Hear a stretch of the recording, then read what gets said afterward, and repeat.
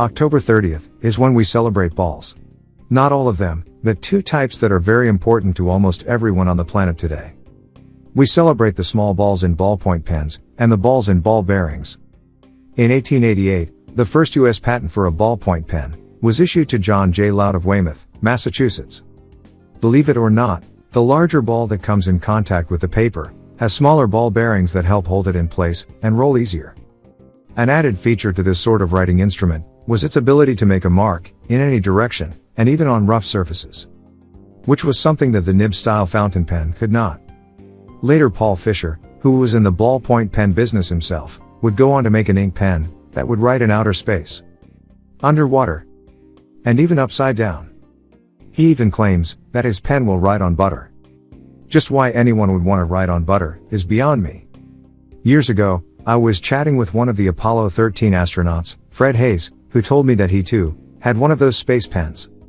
But that, when he was on the damaged spaceship and everyone had one of those space pens, they had no paper on which to write. That is, NASA was so concerned about weight that there were no blank pages or available space to write in the handbook. Afterward, Fred said, "We made sure that there was blank paper on board the next missions to space." The old story is that NASA spent millions of dollars on developing said space pen, but that the Russians just used a pencil. This is not true on either account. That is, NASA did not spend any development money on the space pen, it only bought them for a fair price, and the Russians did not use pencils in space because they introduced a hazard.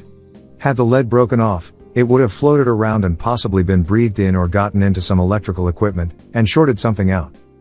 The Russians used the Fisher space pen too. You too can order your own space pen at the link in the written part of today's post. And now on to another type of celebratory ball, the ball bearing. It was on October 30th, in 1794, that the first commercially produced ball bearing was used in Lancaster, Pennsylvania. The ball bearings were used on a weather vane on top of the steeple of the Evangelical Lutheran Church. It was something that sounded like failing bearings that helped me learn more about myself years ago. I was seated at my desk on a fine spring-like day. The window was open, and I was enjoying the breeze.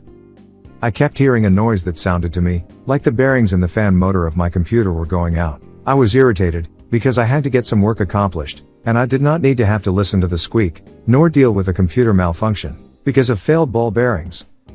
As I continued to hear the squeak, squeak, squeak, I became more annoyed.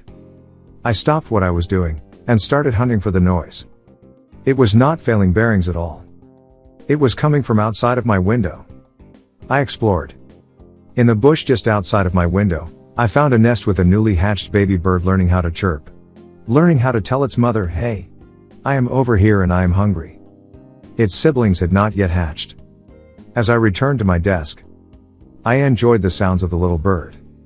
Interestingly enough, the sound had not changed. I had. Encourage understanding. You will be much happier.